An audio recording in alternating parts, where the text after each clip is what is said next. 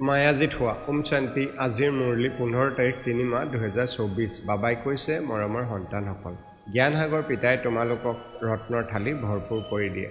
যিমান বিচৰা নিজৰ জুলুঙা ভৰোৱা সকলো চিন্তাৰ পৰা মুক্ত হৈ যোৱা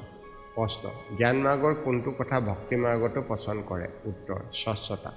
জ্ঞান মাৰ্গত তোমালোক সন্তানসকল স্বচ্ছ হোৱা পিতা তোমালোকৰ মলিয়ন কাপোৰ স্বচ্ছ কৰিবলৈ আহিছে আত্মা যেতিয়া স্বচ্ছ অৰ্থাৎ পাৱন হৈ যায় তেতিয়া ঘৰলৈ যোৱাৰ উৰাৰ পাখি গজি যায় ভক্তি মাৰ্গটো স্বচ্ছতা বহুত পছন্দ কৰে স্বচ্ছ হ'বলৈ গংগা গৈ স্নান কৰে কিন্তু পানীৰে আত্মা স্বচ্ছ হ'ব নোৱাৰে ওম শান্তি ধাৰণাৰ বাবে মুখ্য সাৰ 1 কল্যাণকাৰী পিতা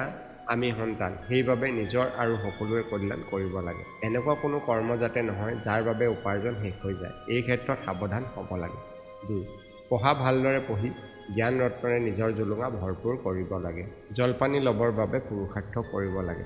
পিতাৰ সমান চিন্তাৰ পৰা মুক্ত নিশ্চিন্ত হৈ থাকিব লাগে বৰদান উপলব্ধি শক্তিৰে পুৰণি স্বভাৱ সংস্কাৰৰ পৰা উপৰাম হওঁতা মায়াজিত হোৱা শ্লোগান মোৰ বোধৰ অনেক সম্বন্ধ সমাপ্ত কৰা মানে ফৰিস্তা হোৱা ওম শান্তি